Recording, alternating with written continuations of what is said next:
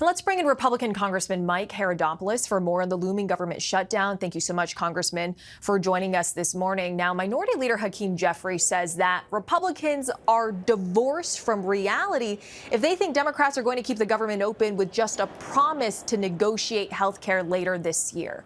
What's your response to that? Well, I say we've done our work. As you know, last week we voted to keep the government open. No gimmicks, no changes whatsoever, a continuation of the current budget that we approved back in March. It's called doing your work, and that's exactly what we're doing. And we're going to take the next, hopefully, 7 weeks or so to finalize our budget plans. But this is a common sense idea. The economy is moving much better right now. It's growing at 3.8%. Interest rates are finally down. The stock market's at its highest level ever. And then we need to keep the government operating. It's a common sense solution. And for whatever reason, the Democrats want to just dig in because it seems like they just want to play political games because they're at the lowest approval ratings they've ever had. I guess they just want to change up the mix a bit.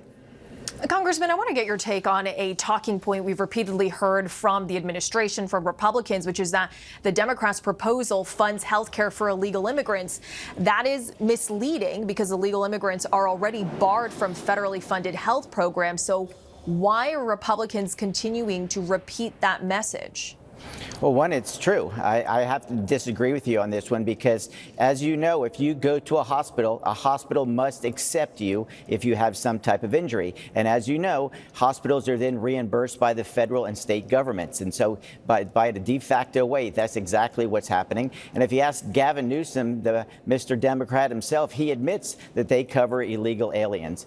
That said, our focus is simple. Keep the government open. Keep the role we're on in play. The Democrats are just playing obstructionist games. And as you know, and this has been well repeated as well, 13 times Democrats said, let's have a clean CR and we move forward. Suddenly, they're worried about their base. I had a debate the other night with Congressman Cohen from Tennessee, and he said, well, why are you going to shut down the government? And his answer was, we need to stand up to Trump. This is not about Donald Trump. This is about the American public getting the services they deserve. They paid for it, and that's why we're voting to keep the government open. We hope the Senate will do the same today. But, Congressman, illegal immigrants are largely barred from federally funded health programs. But I want to move on to those services you talked about. The Kaiser Family Foundation says if the health care subsidies that are being argued about here expire, that 24 million moderate income Americans will lose those enhanced tax credits. In your state, in Florida alone, more than 4.5 million people use the Affordable Care Act marketplace. They could see a big spike in their premiums. So why not get a deal done on behalf of the people in your state? Well, I think it's a fair question, and I think that's something we'll be working on over the next 7 weeks if we can keep the government open. You're not going to make a big deal on that during just a temporary adjustment for the next 7 weeks. The Democrats' proposal is to spend an additional $1.5 trillion. They basically say the election of 2024 doesn't matter, that they want to go back to the Biden-era policies. Those Biden-era policies were a failure. It's the reason why they got kicked out of office. As far as the subsidies go, I'm happy to have that discussion. But we also need to look at the fraud, waste, and abuse that currently exist in those programs. Let me give you one example. If you're in a family of four making $600,000 in some states, you get subsidies? That's ridiculous. If you're in the state of Vermont, for example, you make $180,000 as an individual, you get a subsidy. That's not fair. People are paying, on average, about $1,000 per person. For a family of four, about $2,000 per month, and they're paying way too much. It's the reason why is that the current system created over the last 4 years has failed them. But first things first, let's keep the government open. Let's agree to what we did back in March and move forward and keep the government open. All they're trying to do is clearly play political games because Chuck Schumer's entire career has been focused on government shutdowns are a bad idea. Suddenly, they're a good idea. We just happen to disagree. So your Democratic colleagues, they would be arguing that this is an issue that needs to be addressed now. And as I just mentioned earlier, they would argue that it's divorced from reality, that this negotiation could happen later. There's also a poll from Kaiser that showed 77% of Americans want to extend those tax credits. So are you concerned about not compromising on that point? Well, again, I think it's a fair question, and it's something that we need to address. As you know, those potential changes will take place at the beginning of next year.